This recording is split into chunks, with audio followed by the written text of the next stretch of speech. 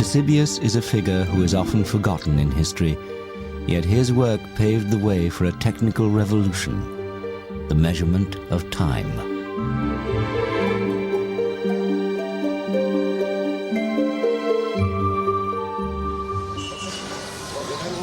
Yet Ctesibius came from humble beginnings. He was the son of a simple barber. As a young man, he had worked in his father's barber shop in Alexandria, inventing gadgets such as adjustable mirrors. And here he was surrounded by the constant dripping of water, which would inspire his great invention. Ctesibius knew that for thousands of years the Egyptians had used ordinary water timers to mark the hours of the day. The famous Karnak water clock is one example.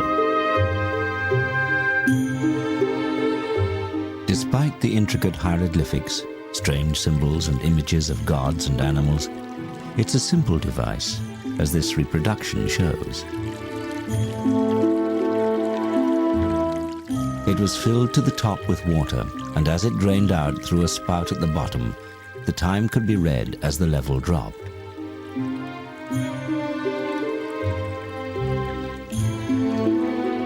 Markings inside showed the passing hours, but these varied as the number of hours from sunrise to sunset varied from month to month. The clock allowed the ancient Egyptians to measure the passing of time during the day or night, but this was still only a timer, not a constant clock. In sophisticated ancient Greek society, the ability to tell the time accurately had become extremely important. Their society needed order and schedules, which meant they had to be able to tell the time accurately.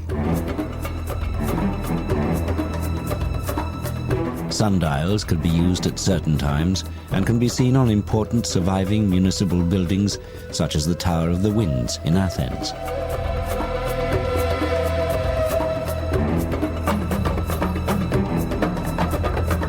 But when the sun went behind a cloud or night fell, how would they know what time it was then?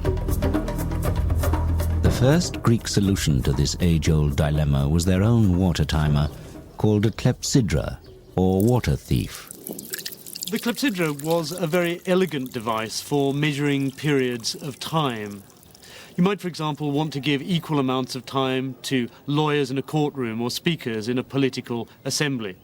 It worked very simply. You filled a large vessel with water, and when you were ready to start timing, you simply took the bung out of the bottom, and the water ran slowly out of the vessel. Lawyers in minor legal cases may have been allowed the time it takes one clepsydra to empty to give their arguments. However, for a serious case like a murder, a whole row may have been needed to allow more time for evidence. But when all the water was gone, your time was up. It's the origin of the phrase running out of time, as that is quite literally what happened. For breaks or overnight, however, a bung could be put in, effectively pausing the session. The clepsydra had one significant limitation. It's a timer, not a clock. The problem is that when the vessel is full, the water gushes out the bottom. But as the water level drops, so the pressure reduces, finally to a dribble. The ancient Greeks made their clepsydrae more and more ornate, but they still had the same problem. The fact the water ran more quickly at the beginning than at the end. They created graduated scales to compensate for this, but they could not make them run at a constant speed. Ctesibius, however, saw the solution. He realized that if the vessel was always full, then the water pressure out would always be the same. If he could master that, he knew he could create an accurate device which would change the world. This then was the challenge he decided to set himself.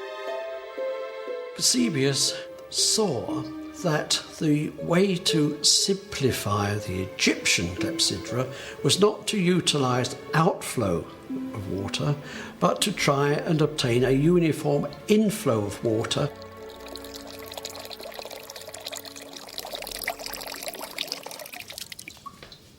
Dr. Alan Mills, a research fellow from the University of Leicester, has used classical references to Ctesibius's work to build a replica of one of his earliest water clocks.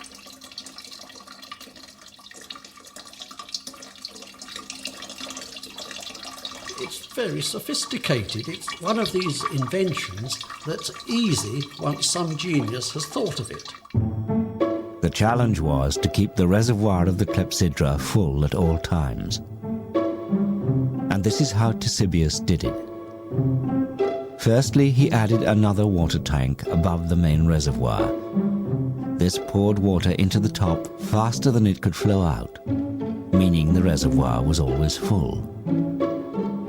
And any excess water could just run off into an overflow container.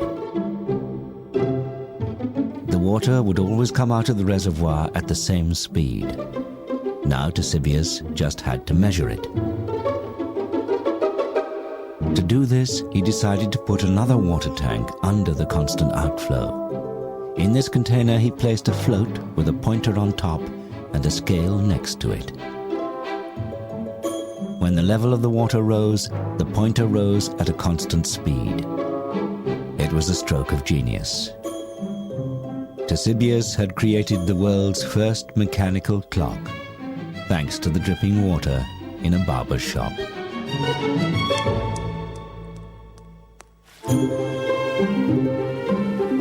He had harnessed the power of water and, in the process, he had become the master of time.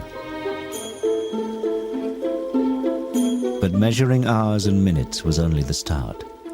What else could this unique water clock do? The answer to that was kept here in the great library of Alexandria. Anyone in the ancient world wanting to understand time could come here and read Ctesibius's books, which described the wonderful machines he was now building and the whole new subject he had invented, hydraulics. Before long, his clocks were not just dripping taps, but ornate machines decorated with gilded figures of gods and animals. And their workings were yet more elaborate too. He devised a complex scale for the hours, shown here in white for the day and blue for the night. One cherub holds a vase from which drips the constant supply of water, whilst another travels up the scale holding the pointer that indicates the hour of the day or night.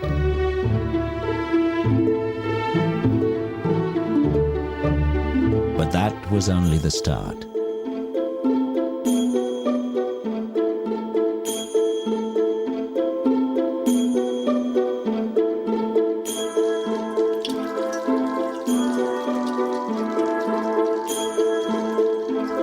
He even used water to sound a whistle and make a model owl move.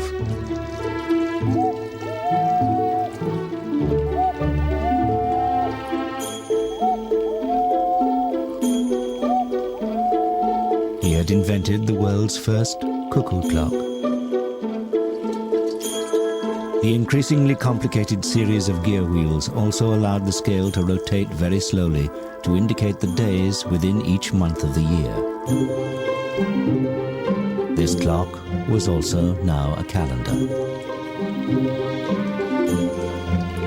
An automatic, day and night, month and year, cuckoo clock.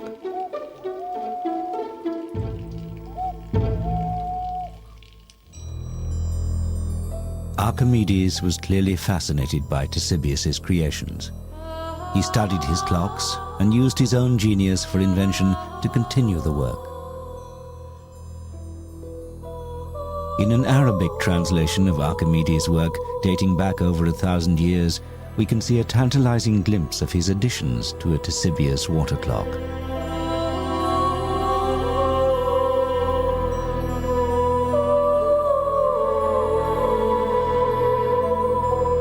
This modern reconstruction shows Archimedes' elaborations to the Ctesibius clock. He added a bird who dropped small stones onto a bell, making the clock chime on the hour.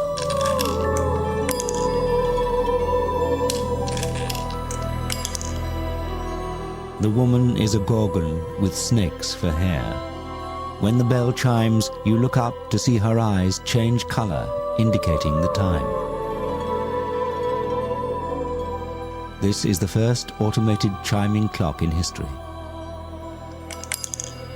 One can only imagine the spectacle when Archimedes unveiled his daring design. In Greek mythology, anyone who looked into the eyes of the Gorgon would be turned to stone. But with Ctesibius' help, Archimedes could be the man who dared to look into the face of the Gorgon. So much information has been lost that Ctesibius has been largely forgotten.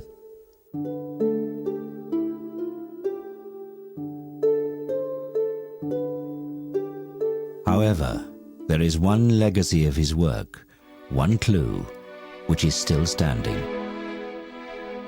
This unassuming tower, tucked away in a corner of Athens, is one of the best preserved buildings from antiquity. Its survival, almost untouched, is a miracle, and one due to the fact that for centuries it was believed to be the tomb of the philosophers Socrates and Plato. But this isn't a tomb. Carved on its 8 faces are clues to its real use. On each side, a worn sculpture of each of the 8 winds can still be seen, along with the sundial.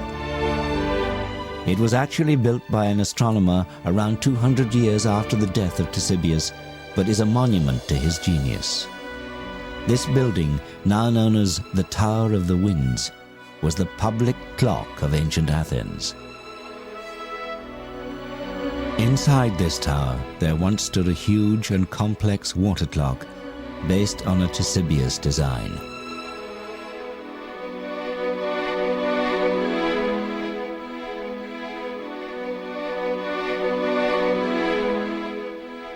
This clock was fed by a constant stream of water which ran from a spring on the Acropolis, from which the whole population of Athens could tell the time.